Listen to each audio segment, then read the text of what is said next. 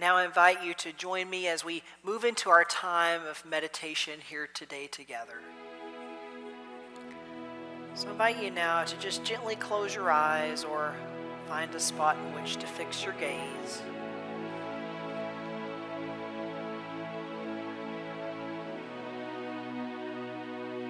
Allowing your body to just relax and just mold into your chair or as you lay on the floor.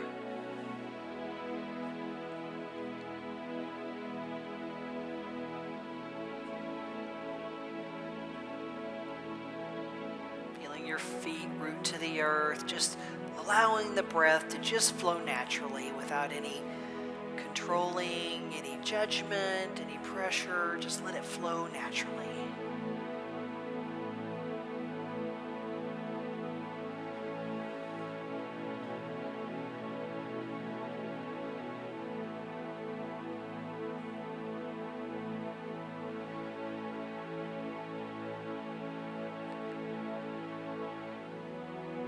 Now I invite you to begin to envision love.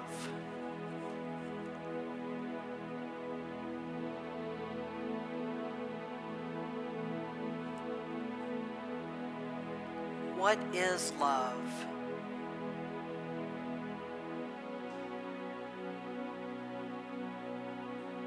How does love feel?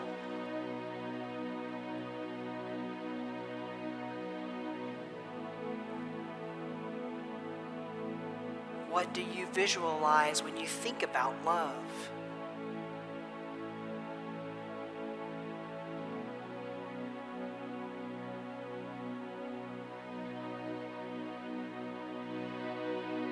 Is it the face of a family member or a partner or a spouse?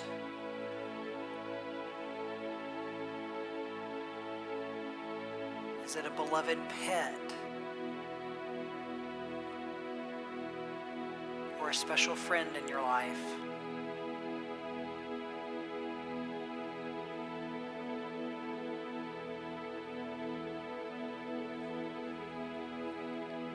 How do you feel when you are around this person?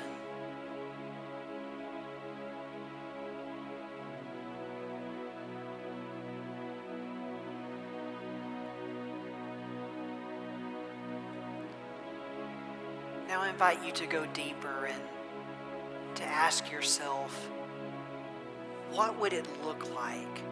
What would it feel like if we all felt this love for each person that walks upon this earth?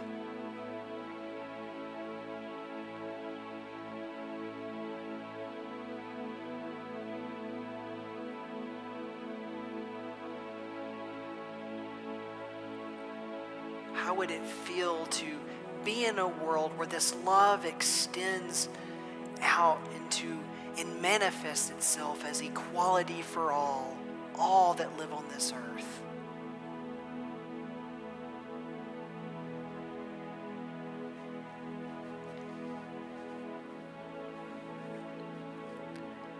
And as we enter into our silence today, I invite you to hold this vision of what it would look like, what it would feel like to see the entire and to feel the entire planet surrounded and immersed in nothing but this pure, raw, spiritual love as we enter into our silence.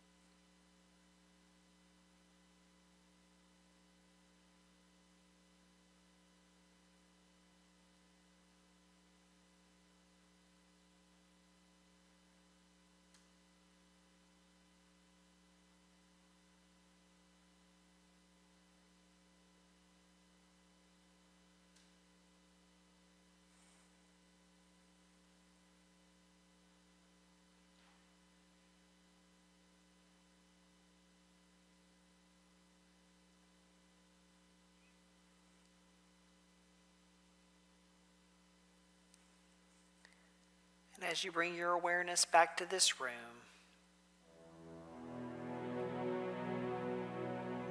we also bring with us a knowing. A knowing that this love doesn't stop in this room, it doesn't stop in your home.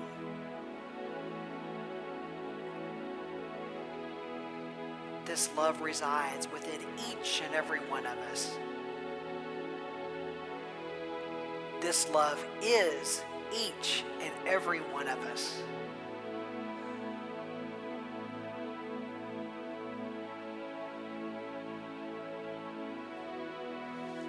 We are love. God is love.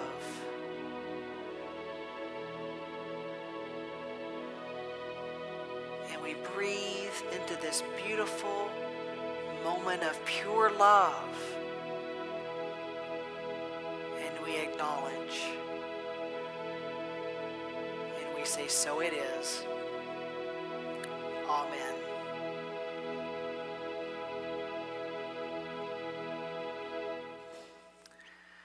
And let's continue to affirm this wonderful love together. I feel like the people in the later service got a little ripped off because around the meditation time in the early service, we had crows up here that were joining us. They were making like these little knocking sounds, and I looked out during the meditation. I see people kind of shooting other people the evil eye, like, who's making this knocking sound during the meditation? But it was kind of neat to be able to see them landing up here holding things in their mouths. So, and they didn't join us for the later service, so yeah. But anyway, that's okay. So happy 4th, everybody. I know it's a day late, but did everybody have a nice, relaxing day and just kind of do maybe the honey-do list and that kind of thing while hanging out at the house? And hope people online had a good July 4th too. It was a nice time for us as well. But so I titled the talk today, The Gift of Anger. And you may see the title and be like, well, Heaven, what the heck are you thinking with that title? Anger being a good thing, anger being a gift? What in the world are you talking about? And it kind of reminds me, when I think of anger, I think back to that TV series of The Incredible Hulk when I was a kid. Remember the one with Bill Bixby? Don't make me angry. You wouldn't like me when I'm angry. And you hear that cheesy, 70s or 80s music, whatever it was. His eyes are turning green and all that. But just so you know, I'm not talking about the Incredible Hulk type of anger today where somebody turns green and flips cars like crazy and throws people out glass windows. We're not going to talk about that today. I'm talking about anger and using it in a little bit of a different kind of way. Especially given some of the times we're living in right now. I mean, geez, think about it. If you haven't felt anger at this point, I don't know what'll drive you to it. Some things are just, we look out there and we're like, how can anger be a good thing? I want to go in there and just tell her off. I don't understand. So I ask you to bear with me today because we're going to talk about it a little differently. And I know that there are a few of us, maybe I'm just talking about myself here, to where I'll see one little thing on Facebook or whatever, and it triggers those feelings of anger.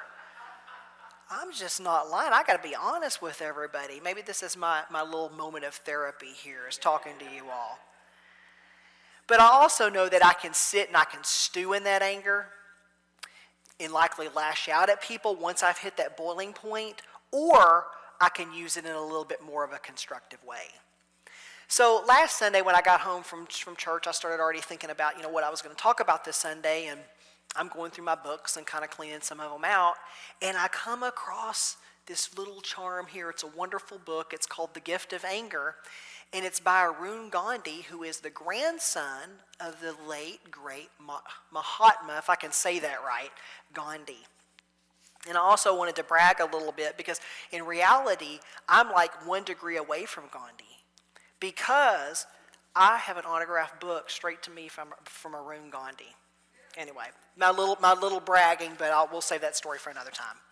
So anyway, but the book is full of stories and lessons from Arun's boyhood times that he spent with his grandfather.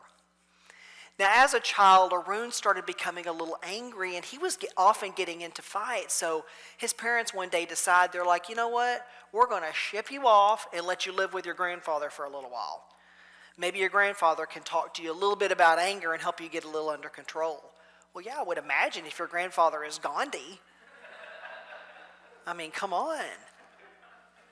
But anyway, this book, it shares a lot of wisdom and lessons that Arun learned during those times spent with his grandfather.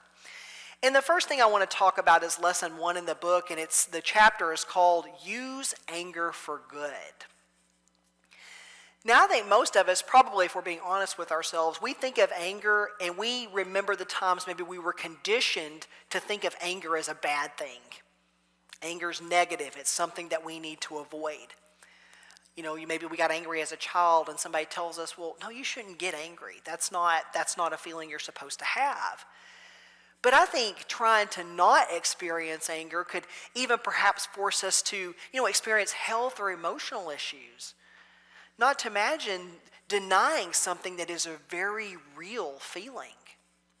So it's important to know that the feeling of anger, it's as natural as the air we breathe. And it's not bad. It doesn't have to be negative. It can just be something that we use positively to help drive change in a good way. We just have to learn how to take it and to channel it in the right direction. So back to the book, I don't know about what you all think about when you think about Gandhi, but I think of peace. And I think about that smile that we always saw in pictures of Gandhi having on his face, that smile that he always seemed to have. But there's a place in chapter 1 in the book where Arun is talking to his grandfather.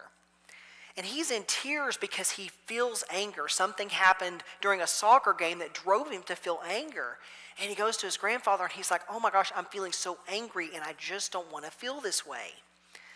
So imagine my surprise when Gandhi looks at him and says, I'm glad to see that you can be moved to anger.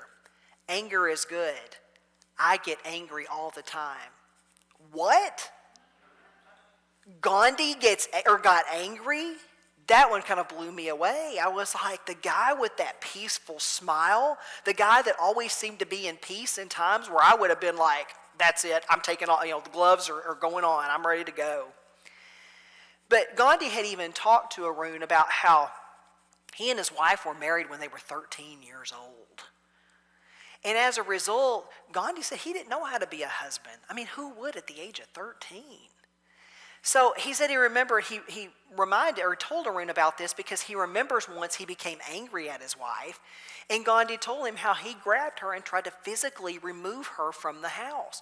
Gandhi, he tried to physically remove his wife from the house.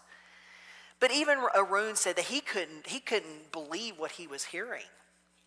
But Gandhi helped explain it a bit when he stated, I have learned to use my anger for good. Anger to people is like gas to the automobile. It fuels you to move forward and get to a better place. Without it, we would not be motivated to rise to a challenge. It is an energy that compels us to define what is just and unjust. So Gandhi circles back around to the story of trying to physically remove his wife from the house and admits that he didn't like the person he was becoming. Even at 13, he's like, wait a second, I don't like the way this feels. I don't like the direction that I'm heading. So as a result, he decided to mold himself into the person that he wanted to be. A person that was well-tempered and well-controlled. Now, while all this sounds great coming from Gandhi, you're like, well, this is Gandhi we're talking about. We can also learn to practice this. We can also learn to channel those feelings of anger into something that's good and something that's positive. So the first thing Gandhi mentions in his book is journaling. Even Gandhi had a journal. So guys, if you think it's for women, Gandhi had a journal. So journaling is a good thing. But in this instance, he talks about keeping what he called an anger journal. Now, I know for myself, a journal helps me to write things down. It helps me to write feelings down and to capture them in that moment. And sometimes I'll just allow myself just to write without stopping. Meaning I don't sit there and think about the words that I'm going to use. I just let them come. I don't think about punctuation. I don't think about commas. I don't think about any of that stuff. When you do this, it's time to just let those feelings come and let them come as they are, because that's going to be your true feelings. That's going to be what you're capturing in that moment. And you'll often sometimes even be surprised at what could come up during this exercise.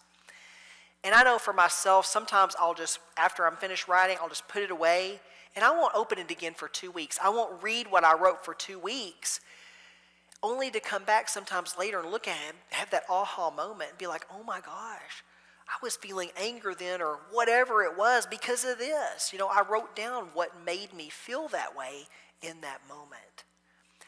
And Gandhi mentioned something very similar, because he suggested that Arun use his anger journal every time those feelings of anger came up. Gandhi suggested that he just stop what he was doing and to write down what caused that anger and why it was that he reacted in an angry way. And you don't have to be Anne Rice or Stephen King to do this. You don't have to be some well-published author to keep yourself an anger journal. It doesn't matter if it only makes sense to you and nobody else. This is your private journal, and it really does work. Now, Gandhi mentions here, only when you understand the source can you find a solution. And that's true. You're not going to find what's underneath the water if you stay on top of the surface. Sometimes it's good to go down underneath and try to figure out what's causing the whirlpool or whatever it is. Sometimes you have to go down beneath the surface. Now, one of the things Gandhi also mentions is to treat anger as a warning that something is wrong. And it usually is, right?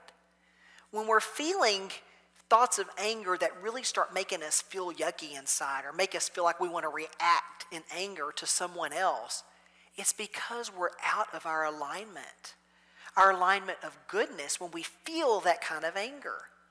But we can use it as a signal that it's time to pull ourselves back into that alignment a little bit, back into that alignment of our higher good. So Gandhi goes back to journaling, and he talks about how we can build upon that. So we've started this habit of journaling. We're writing down those things that are making us feel angry. Well, we can start to build on that. I kind of think about journaling as an exercise that strengthens the mind, but think about it with exercise. And I know we've got some fitness people out here. I'm not pointing anybody out, but I know we've got some fitness gurus out here. But what would happen if somebody just works their biceps? That's all they work, is just their biceps. They're building these big biceps, and they're not working anything else on their body. They're going to look a little funny because they're not working the whole thing. They're working just one thing. And the mind is very similar. We have to work it in all the different ways we can work it, so we can start to bring the whole of ourselves into it. Now, what Gandhi suggests is a visualization of sorts, and I think we tend to practice visualization just a little bit here at Unity, right? Just a little bit of visualization. But this one is a little bit easier for me to show you. So is everybody willing to kind of participate in this little exercise? Okay. So if you will, let's just close our eyes for a moment and just breathe normally. And those of you at home, I ask you to participate in this as well. And I ask you to just visualize something that's beautiful to you. Maybe it's a flower, mountains, favorite piece of jewelry, or maybe even your spouse, partner, or pet. Just whatever it is that you find beautiful.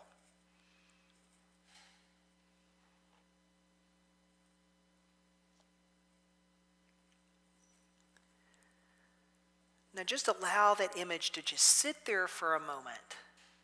And it's okay if it comes and goes. Just gently bring your attention back to it and just allow yourself to gaze upon it.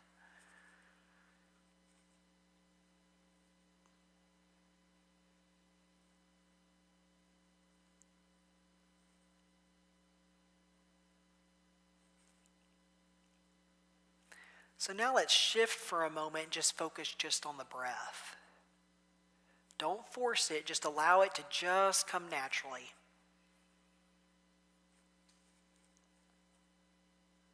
Just focus in your mind completely on your breathing.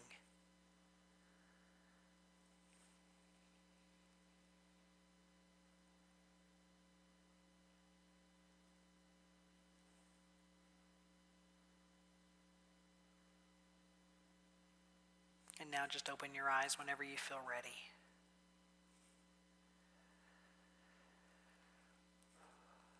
So was everybody able to do it? Did you start to feel a little bit of calm when you at least started kind of going into that state of just kind of closing your eyes and just thinking about beautiful things or just the breath? And if not, don't worry about it. It can take a little bit of time. Arun talks about how he started practicing this when he was a boy and how he still does it to this day. But doing such exercises just helps us to gain a little bit more control of our thoughts and our reactions and some of our responses to others. And sometimes it can prevent us from acting a little rashly, right? And this is one of those things that's a lifelong practice. It's not something that we do for a few months, think, hey, I've got this, I'm a spiritual guru, I don't have to do this anymore. No, it's something that we keep at it regardless as to how successfully we've done it in the past, because it helps us to begin to channel any of those feelings of anger into something constructive and good. It doesn't even work for anger, just any other negative feelings that we happen to be feeling or those feelings that we perceive as negative. And we're also likely to find solutions to anger that are found within those calm moments. It may not happen right the second you pop open your eyes.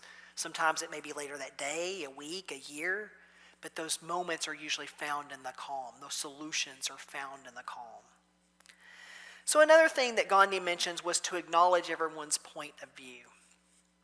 Now this one made me cringe just a little bit when I first heard that. But as I read closer, I noticed where it said to acknowledge, not agree with everyone's point of view. And I was like, whoo, I think I'm okay with that now. But I'm sure many of us, myself included, would think the world would be a much better place if only everybody agreed with me. I mean, I just don't understand how hard it can be. The world would be a much better place. You know, I like Oreos. I don't know why somebody else wouldn't. Or the whole debate on cilantro. What's wrong with people that don't like cilantro? Mindy doesn't like it. She thinks it tastes like soap. Me, I stack that stuff as high as I can on my food. But that's not the way the world works, is it? There are people all over the place that don't agree with my taste or my point of view. But there are also other people who I don't agree with their point of view or their taste. And some of those things we don't agree with can get pretty freaking heated, can't they? We start going into politics, we start going into religion. Heck, even whether or not somebody prefers mayo over mustard on their burger, that stuff can get heated. But this doesn't mean that we have to understand why. We don't necessarily have to understand why someone would prefer mustard to mayo. Now, I've had multiple conversations with a family member who's currently looking for a church. And she says she's visited several, but she just can't seem to find the one that fits. So she sent me the name of one, and I Googled it. I thought that place looked pretty cool. I mean, it's a little more traditional, but they got that whole concert thing set up. They got the giant screen coming down in the back. They got the electric guitars. I mean, it looks like one of those big concert places. It seemed to have a lot of programs for her teenage kids, and I thought it looked really good. And so I asked her, I was like, well, what's wrong with that one? Why does it not fit? And she just tells me, she goes, well, I don't go to church to feel good. And I don't go to church to be told how good I am. Because I know that I'm a sinner, and I want to go to church so this can be reaffirmed.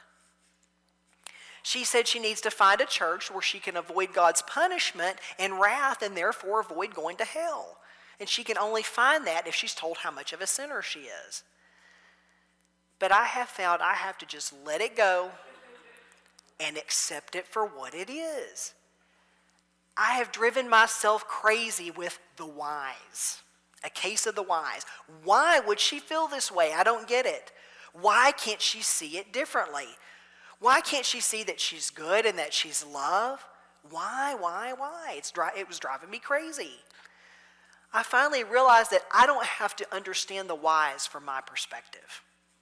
She told me her whys, and now I don't have to question them on my end any longer.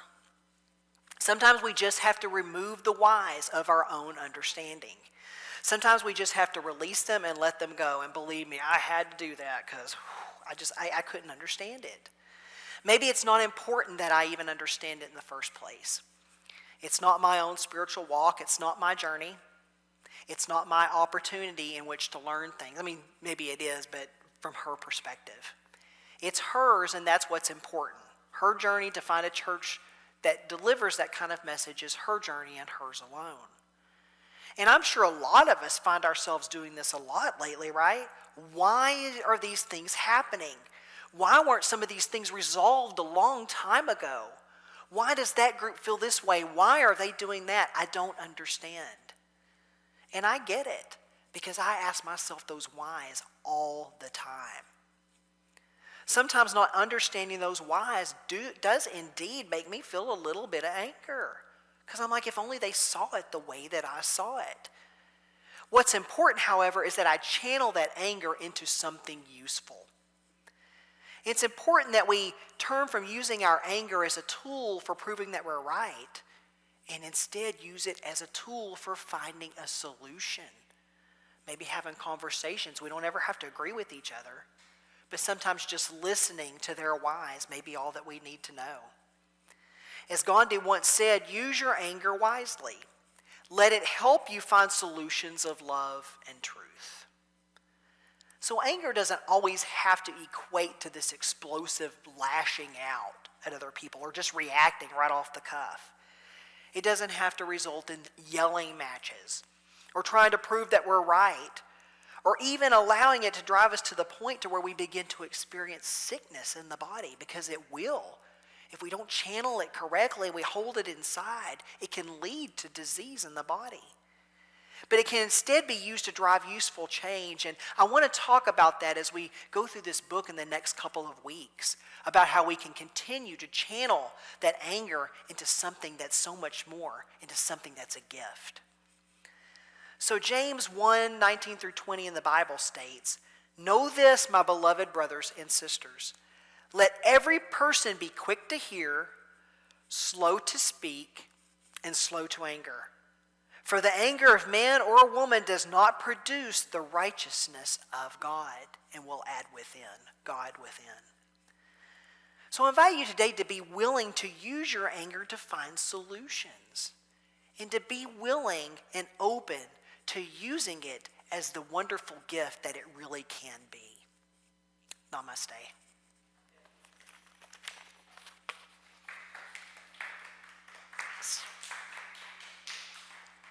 And seriously, I added this to our bookshop, our online bookstore.